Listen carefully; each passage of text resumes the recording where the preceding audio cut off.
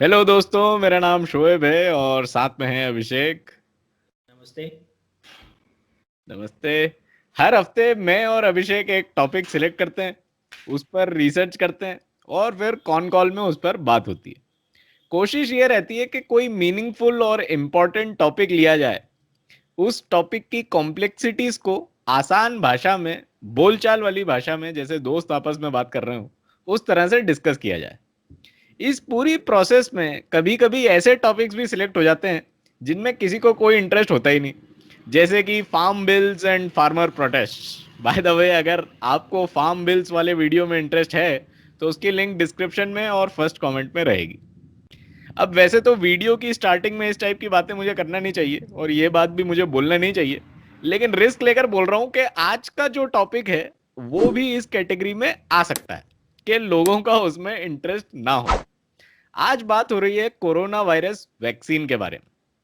अब वैसे देखा जाए तो दुनिया भर में करीब 14 लाख लोग इस बीमारी से अपनी जान गंवा चुके हैं। तो आइडियली इस टॉपिक में लोगों का इंटरेस्ट तो होना चाहिए, लेकिन कोरोना वायरस को लेकर हम लोगों का एटीट्यूड जो है वो अलग अलग कैटेगरी में डिफाइन किया जा सकता है। एक कैटेगरी ये है कि कोरोना वोरोना सब वहम है, कुछ भी नहीं है, सर्दी जुकाम से लोगों को पागल बनाया जा रहा है, जितने लोग मर रहे हैं वो तो यूं भी मरी जाते। दूसरी कैटेगरी ये है कि हाँ, कुछ तो बीमारी है, गले में मास्क टांग सकते हैं, लेकिन कोरोना होना होगा तो हो जाएगा और नहीं होना होगा तो नहीं होगा, अपने हाथ में कुछ नहीं है। तीसरी कैटेगरी एक्सेप्टेंस की है। किसी भी प्रॉब्लम को सॉल्व करने के सबसे पहली जो स्टेप होती है वो ये होती है कि उस प्रॉब्लम को एक्सेप्ट करना कि हाँ, प्रॉब्लम है। तो एक्सेप्ट करना कि हाँ, ये एक गंभीर बीमारी है, मास्क नाक तक लगाना चाहिए, हाथों को धोना चाहिए, फालतू बाहर आना जाना नहीं चाहिए। But end of the day life moves on, जान भी जहान भी। एंड अब शायद रेस्ट ऑफ द लाइफ या at least for the foreseeable future हम सबको इसी तरह से अपनी जिंदगी गुजारना पड़ेगी। तो ये भी एक कैटेगरी है। एंड फाइनली एक कैटेगरी ये भी है कि तीसरे लेवल की सारी एहतियात के साथ साथ कोरोना वायरस की न्यूज अपडेट्स भी फॉलो करना और ये होप करना कि एक दिन लाइफ बैक टू नॉर्मल हो जाएगी, 2019 के वो बिना मास्क लगाने वाले दिन भी वापस आएंगे। तो आज का जो टॉपिक है वो इस फोर्थ और थर्ड कैटेगरी वाले लोगों को पसंद आएगा। वैसे अगर आपके पास और कोई कैटेगरी है तो उसे कमेंट्स में जरूर लिखिएगा। तो आज अभिषेक आपको बताने वाले हैं वैक्सीन्स के बारे में, वैक्सीन्स की क्या अपडेट है, दुनिया में वैक्सीन्स की खोज कहाँ तक पहुंची है। तो अभिषेक, ओवर टू यू। आज हम बात करेंगे कि जो वैक्सीन की आपने रोज ही न्यूज़पेपर आप अगर पीछे 3 महीने से खोल रहे हो, आप कहीं भी आप न्यूज़ देख रहे हो, तो उनके हिसाब से वैक्सीन तो कर ली या 2-3 दिन में आने वाली है। तो हम बात करेंगे कि जो दुनिया में कई ऐसी रिसर्च एजेंसी जो वैक्सीन्स पे काम कर रही है, बट अभी रिसेंट टाइम में कुछ डेवलपमेंट हुआ है कि कुछ एक पॉजिटिव साइन लग रहा है कि 2-3 कंपनियों के रिजल्ट देखे, और अगर जो जो कंपनी के स्टेटमेंट आ रहे हैं, जो उनके मैनेजमेंट कंपनी को कह रहा है, अगर वो सही है तो सही में लगता है कि नेक्स्ट 3-4 महीने में वैक्सीन मार्केट में आ सकती है, अगर सब कुछ ठीक रहा तो। हम उन्हीं 3-4 वैक्सीन के बारे में बात करेंगे जो कि काफ़ी एडवांस स्टेज पे आ चुकी है, ऑलमोस्ट जिनका आप बोल सकते हैं कि जो टेस्टिंग चल रही थी, रिसर्च चल रही थी, वो कंप्लीट होने वाली है, उनके फाइनल रिजल्ट आने वाले हैं। तो ऐसे हम 3-4 वैक्सीन की बात करेंगे, और उनमें से जो 3-4 वैक्सीन है उसमें से हमारे काम की कौन सी, इंडिया के काम की कौन सी है। ऐसे तो कई वैक्सीन आ रही है, कई कंपनी की आएगी वैक्सीन, पर सब वैक्सीन हमारे इंडिया में आए या हमें लगे, वो पॉसिबल नहीं है। तो वो देखिए कि कौन सी वैक्सीन हमारे काम की और किन वैक्सीन पे हमें नज़र रखना चाहिए कि ये वैक्सीन हमें लगेगी, ये वैक्सीन कब तक आने वाली है। तो हम स्टार्ट करते हैं। हम स्टार्ट करें उसके पहले मैं एक बात और कहना चाहता हूँ कि एक बार पहले कॉन कॉल के एक एपिसोड में अभिषेक ने बताया था कि वैक्सीन डेवलप करने की क्या क्या स्टेप्स हैं। अगर वो वाला वीडियो आप देखना चाहते हैं तो उसकी लिंक भी डिस्क्रिप्शन और फर्स्ट कमेंट में रहेगी। तो ये बेसिकली जो आपकी स्क्रीन पे दिखी 4 तरह की जो वैक्सीन्स है, ये काफ़ी एडवांस स्टेज पे आ चुकी है, इनकी फाइनल स्टेज पे रिसर्च चल रही है, ऑलमोस्ट कंप्लीट होने वाली है। एक है फाइजर और बायोटेक की वैक्सीन, एक है मॉडर्ना की वैक्सीन, तीसरी है ऑक्सफोर्ड यूनिवर्सिटी एंड एस्ट्राजेनेका की वैक्सीन, और फोर्थ है रशिया की स्पुतनिक 5 वैक्सीन। तो फाइजर के बारे में आपने अभी पढ़ा ही होगा कि फाइजर ने बहुत क्लेम किया है कि उनकी वैक्सीन 90% तक इफेक्टिव है। और जब हम आज जब भी वीडियो रिकॉर्ड कर रहे हैं, तो उसी से मैं आज की एक न्यूज़ आई है कि फाइजर ने बोला है कि वो इमरजेंसी यूज़ के लिए वैक्सीन के लिए अप्लाई करने वाला है यूएस एफडीए के पास में। तो ये फर्स्ट वैक्सीन होगी जो अथॉरिटी के पास अप्लाई करने वाली है फॉर इमरजेंसी यूज़। तो फाइजर एंड बायोटेक की वैक्सीन के बारे में बात करें तो ये सबसे पहले देखिए कौन से टाइप की वैक्सीन है। हमने जैसे शोएब ने बताया कि हमने वैक्सीन पे पहले भी एक वीडियो किया है, तो उसमें बताया था कि डिफरेंट टाइप ऑफ वैक्सीन क्या क्या होती है। एक्टिव वैक्सीन होती है, इनएक्टिव वैक्सीन होती है। तो इस तरह से फाइजर की जो ये वैक्सीन है ये आरएनए टाइप वैक्सीन है। बेसिक में आप शॉर्ट में बताऊँ आरएनए होता क्या है। आरएनए आप ये समझिए कि जो वायरस है उसका जो बायोलॉजिकल स्ट्रक्चर है वो आपकी बॉडी में डाल दिया जाएगा, बता दिया जाएगा आपकी बॉडी को कि इस तरह का वायरस कभी फ्यूचर में अटैक करेगा, तो आपका जो बॉडी का इम्यूनिटी सिस्टम है उसको एक्टिव करना है ताकि वो वायरस को मार सके। तो वो होता है आरएनए वैक्सीन। इस वैक्सीन की दो डोज लगेगी। अभी तक के जो रिजल्ट आए उसमें ये पाया गया है कि वैक्सीन 90% इफेक्टिव है। और इस वैक्सीन को जो स्टोरेज से जिस टेम्परेचर पर स्टोर करके रखना पड़ेगा वो होगा -70 डिग्री सेल्सियस।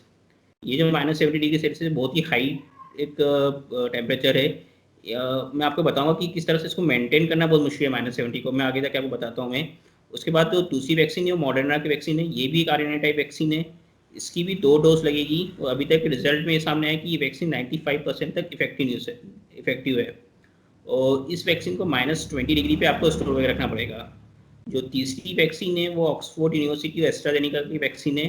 ये वायरल वेक्टर टाइप की वैक्सीन है।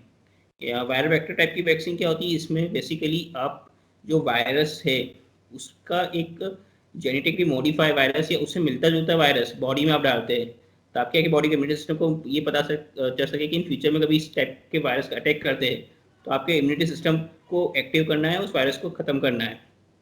तो जैसे ऑक्सफोर्ड एस्ट्राजेनेका की वैक्सीन की बात करें तो इन्होंने क्या किया है कि चिंपांजी में एक वायरस पाया जाता है जो कि काफ़ी तरह से कोरोना नोवल कोरोना जो वायरस है उसके सिमिलर होता है। तो उस वायरस से भी चिंपैंजी को जिस तरह के कोरोना सिम्टम्स होते हैं उसी तरह की बीमारियां होती, सर्दी खांसी, तो वो जो चिंपैंजी में जो वायरस पाया जाता है उसी वायरस को यूज़ करके उन्होंने ये वैक्सीन बनाई है। इसकी भी 2 डोज लगेगी। इसकी रिसर्च अभी चल रही है और अभी तक जो उसका रिजल्ट आया है उसमें ये आया है कि ये वैक्सीन एल्डरली पीपल यानी जो 60+ एज के जो लोग हैं उन पे भी काफ़ी इफेक्टिव है। इसको रेगुलर जो फ्रीज टेम्परेचर होता है 2 to 8 डिग्री सेल्सियस उस पर स्टोर करके रखा जा सकता है। तो और जो चौथी वैक्सीन है वो है रशिया की स्पुतनिक 5 वैक्सीन। ये भी वायरल वेक्टर टाइप वैक्सीन है। इसकी भी 2 डोज लगेगी और अभी तक की रिसर्च में आएगी भी 92% तक इफेक्टिव है और उसको भी रेगुलर फ्रीज के टेम्परेचर पर आप स्टोर करके रख सकते हैं। फाइज़र की बात करूँ कि फाइज़र में जैसे बताया -70 डिग्री है टेम्परेचर पे आपको स्टोर करके रखना पड़ेगा, तो इसका एक तरह से ट्रांसपोर्टेशन बहुत ही डिफिकल्ट होगा, वो बहुत ही एक एक्सपेंसिव प्रोसेस होगी। तो वही आपको प्रोसेस में आपको एक एक्सप्लेन करता हूँ। ये जो वैक्सीन ट्रांसपोर्ट की जाएगी जो मैन्युफैक्चरिंग यूनिट है वहाँ पे इनको ड्राई आइस पैक बॉक्सेस में पैक किया जाएगा। एक पैकेट में करीबन 5000 डोज आएगी। वहाँ से इसको एयरलिफ्ट करके बाय एयर जहाँ पे ही पहुँचाना है डेस्टिनेशन पे वहाँ पहुँचा जाएगा। अब जैसी डेस्टिनेशन पहुँचती है तो यहाँ पे आपके पास 2 ऑप्शन रहेंगे। जो आइस पैक जो बॉक्स है आपके उसको या तो आप इस फ्रीज़र फार्म में रख दीजिए। आप उस फ्रीज़र फार्म का भी टेम्परेचर -70 डिग्री होना चाहिए। -70 डिग्री पे ये वैक्सीन 6 महीने तक रह सकती है। नहीं तो अगर आपको तुरंत ये जिस सेंटर पे वैक्सीन लगने वाली है वहाँ भेजना है तो आपको 10 दिन के अंदर उस सेंटर पे ट्रांसपोर्ट करना पड़ेगा वैक्सीन को बिना बॉक्स ओपन किए हुए। जब ये बिना बॉक्स ओपन किए 10 दिन के अंदर आप वैक्सीनेशन सेंटर पहुँचा देंगे, उसके बाद वैक्सीनेशन सेंटर पे ये जो वैक्सीन है ये नॉर्मल जो फ्रीज टेम्परेचर होता है 2 to 8 डिग्री उस पर 5 दिन तक रख सकते हो। अगर 5 दिन से ज़्यादा होते हैं तो फिर वैक्सीन की इफेक्टिवनेस खत्म हो जाएगी। तो आपको पूरी प्रोसेस में एक सर्टेन टेम्परेचर मेंटेन रखना पड़ेगा फॉर फाइजर, जो कि एक बहुत ही डिफिकल्ट प्रोसेस है। दूसरी ये जो हमने ये 4 तरह की वैक्सीन देखी है जिनका भी काफ़ी एडवांस लेवल पे रिसर्च हो चुका है। इसमें से फाइजर और मॉडर्ना की बात करें तो मुझे ये लगता है या जो अभी एक्सपर्ट्स का कहना है कि इंडिया में ये वैक्सीन आने में काफ़ी टाइम लगेगा क्योंकि फाइजर और बायोटेक की अमेरिका एंड जर्मनी की कंपनी का ये वैक्सीन डेवलप की है। तो पहले वहाँ की कंट्री को लगेगा। मॉडर्ना भी यूएस की कंपनी, तो पहले यूएस के सिटीजन को लगेगा। तो ये दोनों वैक्सीन इंडिया के लोगों को पहुँचने में काफ़ी टाइम लग सकता है। जो हमारे काम की वैक्सीन है वो है ऑक्सफोर्ड यूनिवर्सिटी एस्ट्राजेनेका की वैक्सीन, क्योंकि इसकी लोकल मैन्युफैक्चर होगी। जो हमारे एक लोकल कंपनी है सीरम इंस्टीट्यूट, उसके पास लाइसेंस है इसकी मैन्युफैक्चरिंग करने का, और उन्होंने काफ़ी तैयारी भी कर रखी है मैन्युफैक्चरिंग के लिए। और ऑक्सफोर्ड, इस वैक्सीन का इंडिया में थर्ड फेज का ट्रायल भी चल रहा है, तो ये वैक्सीन हमारे पास आ सकती है। स्पुतनिक 5 का भी इंडिया में ट्रायल स्टार्ट होने वाला है। इसी महीने इसका स्पुतनिक 5 का थर्ड फेज का ट्रायल स्टार्ट होगा। और एक जो तीसरी वैक्सीन है जो हमारे काम की है, वो है भारत बायोटेक की, जो इंडिया की कंपनी है, जो आईसीएमआर के साथ वैक्सीन बना रहा है। वो वैक्सीन हमारे काम की हो सकती है। यानी ये 3 वैक्सीन हमारे काम की, जो भी सबसे पहले हमें ये वैक्सीन अवेलेबल हो सकती है। तो इन वैक्सीन का स्टेटस देखते हैं, इन वैक्सीन का स्टेटस क्या है। सबसे पहले बात करें ऑक्सफोर्ड यूनिवर्सिटी और एस्ट्राजेनेका की जो वैक्सीन है, जैसे कि आपको बताया कि मैंने इंडिया में ये सीरम इंस्टीट्यूट है, ये बना रहा है, और ये थर्ड फेज की टेस्टिंग भी इंडिया में कर रहा है। इस वैक्सीन का इंडिया में नाम है कोविशील्ड। और इस वैक्सीन का इंडिया में थर्ड फेज का बताया ट्रायल स्टार्ट हो गया है। और जो इसके सीईओ है इस कंपनी के, सीरम इंस्टीट्यूट के, जो कि ये वैक्सीन बना रहे मिस्टर पूनावाला, उनके अकॉर्डिंग ये वैक्सीन पब्लिक के लिए, अगर सब कुछ सही रहा, तो पब्लिक के लिए ये वैक्सीन मार्च अप्रैल 2021 तक अवेलेबल हो सकती है। वो अभी इसी मंथ में, इस मंथ के एंड तक, इस मंथ के एंड दिसंबर तक वो इंडियन अथॉरिटी के पास अप्लाई करने वाले हैं फॉर इमरजेंसी यूज़। क्योंकि थर्ड फेज का ट्रायल वैक्सीन का सभी वॉलंटियर्स पे लग चुकी है, और इसके रिजल्ट आना भी बाकी है। एडवांस स्टेज के रिजल्ट आ चुके हैं।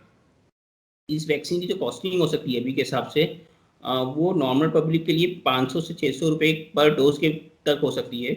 गवर्नमेंट को ये वैक्सीन कम दामों में मिलेगी, ये मिलेगी 225 से 300 रुपये तक, क्योंकि गवर्नमेंट एक बल्क ऑर्डर में खरीदेगी, तो गवर्नमेंट को सस्ती मिलेगी। तो इसकी भी 2 डोज लगेगी, तो आप समझ सकते हैं इसकी 2 डोज की जो कीमत एक आम आदमी को अगर ओपन मार्केट से खरीदता है वो, तो 1000 से 1200 रुपये तक की इसको ये वैक्सीन लगेगी। जो इंडिया में डेवलप हो रही है भारत बायोटेक की वैक्सीन, भारत बायोटेक आईसीएमआर के साथ मिलकर वैक्सीन बना रहा है। इस वैक्सीन का नाम कोवैक्सीन है, और इसका थर्ड फेज का ट्रायल अभी 18 नवंबर से स्टार्ट हुआ है। हरियाणा में स्टार्ट हुआ है। जो हरियाणा के हेल्थ मिनिस्टर है मिस्टर अनिल विज, वो पहले वॉलंटियर थे जिसको ये वैक्सीन लगी है। अगर सब कुछ अगर सही रहा, अगर सक्सेसफुल रहता थर्ड फेज का ट्रायल, तो इसमें कम से कम 3 से 4 महीने लगेंगे, यानी मार्च अप्रैल तक ये वैक्सीन इंडिया के मार्केट में आ सकती है। एक और पॉइंट मैं ऐड करना चाहता हूँ, जैसे आपने देखा जितनी वैक्सीन हमने देखी, इनकी कम से कम दो डोज लगेगी। अगर आप इंडिया की बात करें, तो इंडिया की अगर पॉपुलेशन देखें 135, अगर आप 135 करोड़ पकड़ते हैं, 2 डोज ने आपको कम से कम 270 करोड़ वैक्सीन बनाना पड़ेगी। तो मैं ये जो सीरम इंस्टीट्यूट है जिसने ऑलरेडी वैक्सीन बनाने का प्रोडक्शन स्टार्ट कर दिया है, उनकी एट प्रेजेंट जो कैपेसिटी है वो है 50 to 60 मिलियन पर dose per month, 50 to 60 dose per month, यानी एक महीने में 5 से 6 करोड़ वैक्सीन वो बना सकते हैं। बट उनका टारगेट ये है कि वो टारगेट क्या चले कि फरवरी 2021 तक उनकी जो कैपेसिटी बढ़ा के वो 200 मिलियन कर सके पर मंथ, यानी 20 करोड़ वैक्सीन महीने में बना सके। अगर 20 करोड़ वैक्सीन महीने में बना रहे हैं और हमें 270 करोड़ डोज चाहिए, तो आप समझ सकते हैं कितना टाइम लगेगा। तो ये काफ़ी लंबी प्रोसेस है, ऐसा नहीं कि वैक्सीन कल आ गई तो कल आपको लग जाएगी। काफ़ी टाइम और काफ़ी इसमें वक्त लगेगा। तो कम से कम 2-3 कंपनियां की वैक्सीन आएगी, तो ये पूरी पॉपुलेशन को कवर कर पाएगी। एक किसी कंपनी की बात नहीं है कि वो पूरी पॉपुलेशन को वैक्सीन दे सके। ये एक तो और सीरम चीज इंस्टीट्यूट इसमें, की सबसे ज़्यादा कैपेसिटी रहेगी, जितने भी अभी कैंडिडेट है सबसे ज़्यादा कैपेसिटी सीरम इंस्टीट्यूट के पास ही है। एक चीज इसमें ये भी है कि जैसे आपने कहा कि 2-3 वैक्सीन आना चाहिए तब जाके पूरी पॉपुलेशन कवर होगी। आ, जरूरी नहीं है कि जो 270 करोड़ वैक्सीन चाहिए वो सारी इंडिया में ही मैन्युफैक्चर हो, वो राइट। और कहीं से भी मैन्युफैक्चर होकर आ सकती हैं, तो वो भी पॉसिबिलिटीज हैं। लेकिन हाँ, ये एक लंबी प्रोसेस है, और लाइक आई सेड 2021 में शायद हर तरफ वैक्सीन वैक्सीन वैक्सीन छाई रहे। तो इस बार के एपिसोड में इतना ही, अगली बार फिर मिलेंगे, तब तक के लिए टेक केयर।